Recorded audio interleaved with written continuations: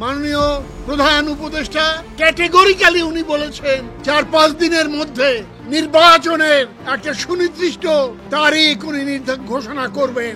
৪-৫ দিনের মধ্যে প্রধান উপদেষ্টা ডক্টর মোহাম্মদ ইউনূস আগামী জাতীয় সংসদ নির্বাচনের তারিখ ঘোষণা করবেন বলে উল্লেখ করেছেন কাজী জাফরের জাতীয় পার্টির চেয়ারম্যান মোস্তফা জামাল হায়দার। ২৬শে জুলাই রাষ্ট্রীয় অতিথি ভবন যমুনায় ১৪টি রাজনৈতিক দলের বৈঠক শেষে এসব কথা বলেন তিনি।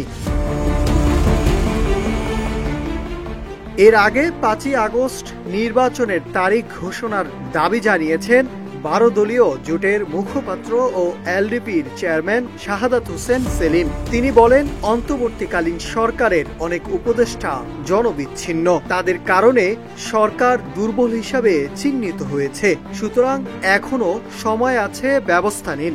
এবং আমরা আহ্বান জানিয়েছি ৫ই আগস্টে তিনি যেন নির্বাচনের তারিখ ঘোষণা করেন।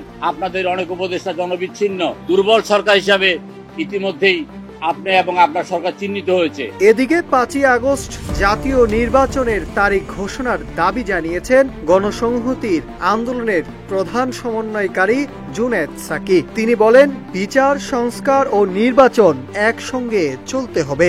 গণতান্ত্রিক রাজনৈতিক উত্তরণ এখন বাংলাদেশের প্রধান জাতীয় স্বার্থ, তাই আগামী ৫ই আগস্ট নির্বাচনের তারিখ ঘোষণা করা দরকার। Nahid Hasan, news desk, Ittefaq.